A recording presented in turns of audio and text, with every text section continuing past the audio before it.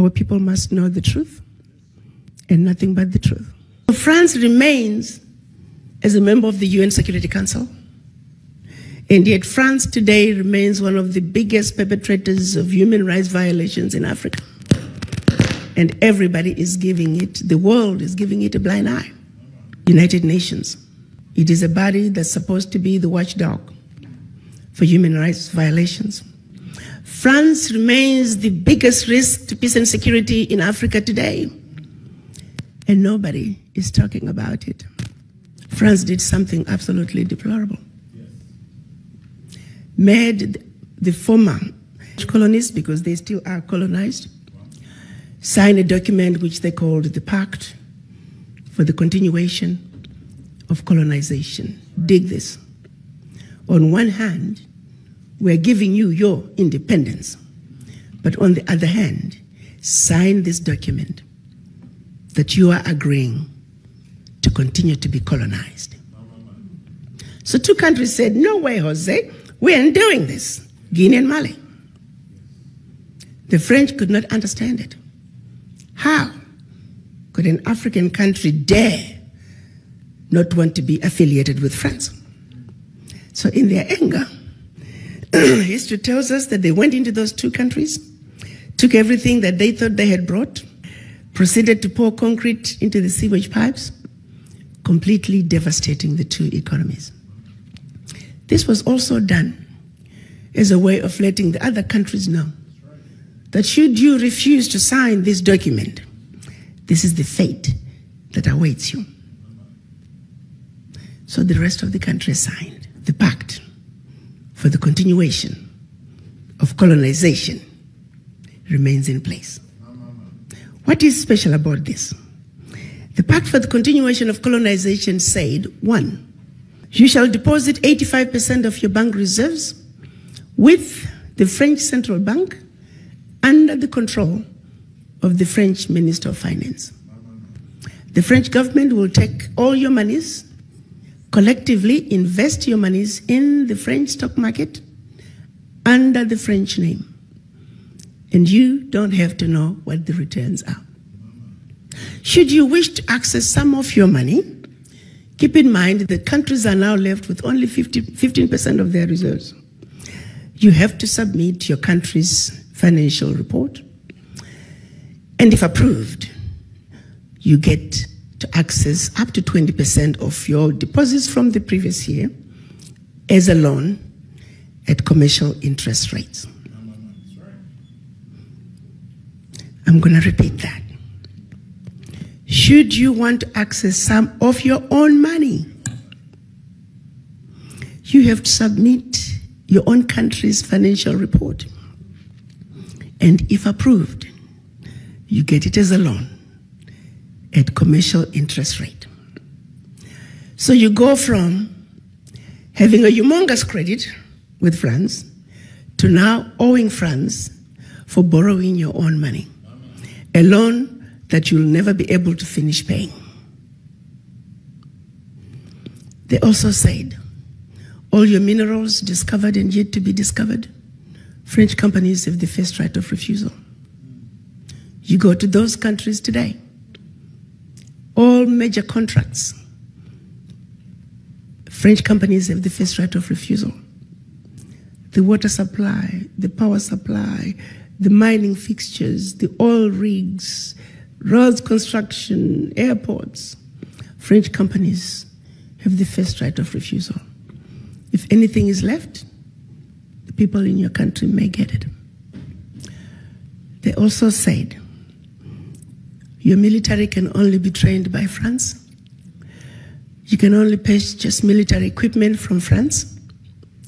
France shall have military presence in your country and can invade your country without notice if France feels that her interests in your country are being violated. In the past many years, we've had 67 coups in Africa out of 26 countries.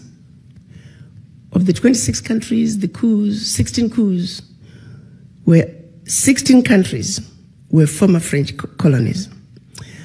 To date, 22 African leaders were assassinated during a coup, documented all of them. France was behind it, simply because France felt they were quote-unquote threatening French interests. Countries are still depositing their funds to France. Do's and don'ts as stipulated by the Pact for the Continuation of Colonization. You have given up your financial resources. You have given up control of your natural resources. You have given up your military. What power do you have? Today, because of the Pact for the Continuation of Colonization, France alone, that little bitty country, is taking out of Africa over $500 billion. Over $500 billion.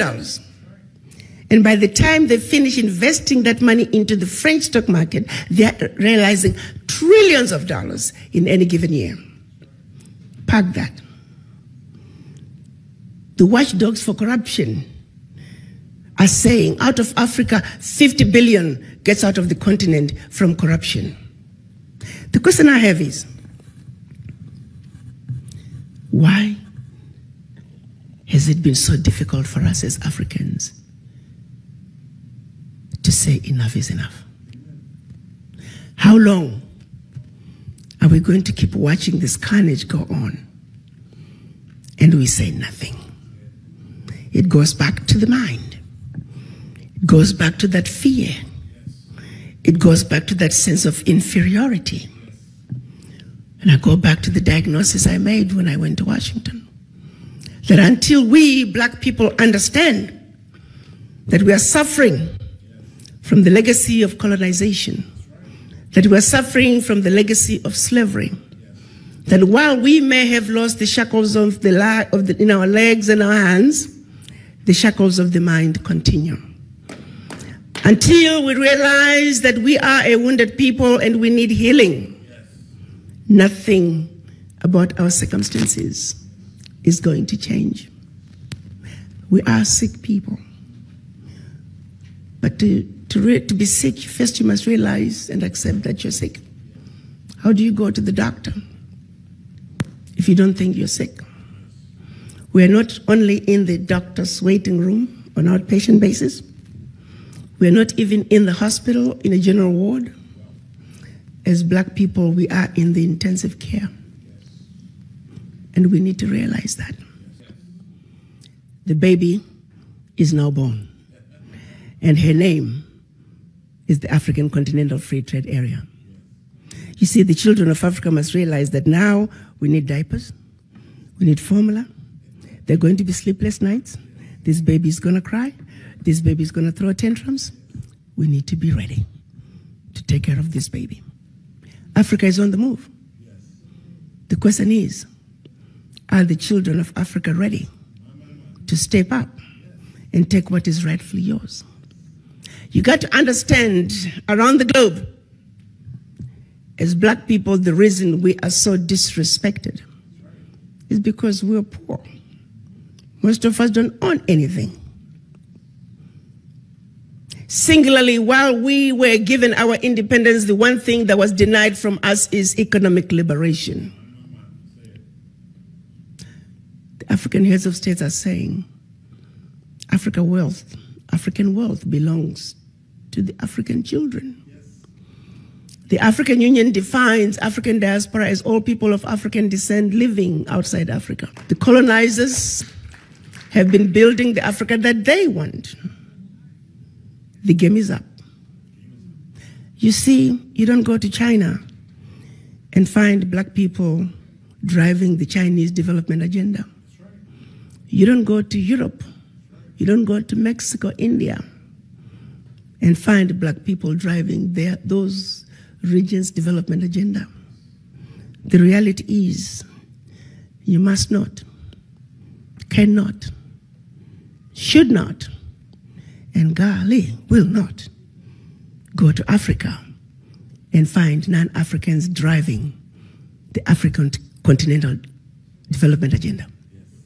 Unless, of course, you, the children of Africa, the inheritors of Africa's wealth, choose to vacate that place that has your name, the choice is yours. The environment is ready. And so, I'm on a mission to see to it that we, people of African descent, truly understand our Africa. Truly realize that we have been lied to, but that we're smart enough to know better. That we have been sleeping, that it's time to wake up. You see, a united African diaspora is a sleeping giant. It is the sleeping giant that is needed to bring the sustainable change that Africa desires. Bigger corruption in Africa is coming from outside. Try flying low over the DRC. You're going to see tarmacs in the middle of the jungle. You're going to see 747s flying into the DRC, picking up minerals and flying right outside the country. Do you think those multinationals are going to want to see peace in the DRC? Do you think they're going to want to see peace in South Sudan? No.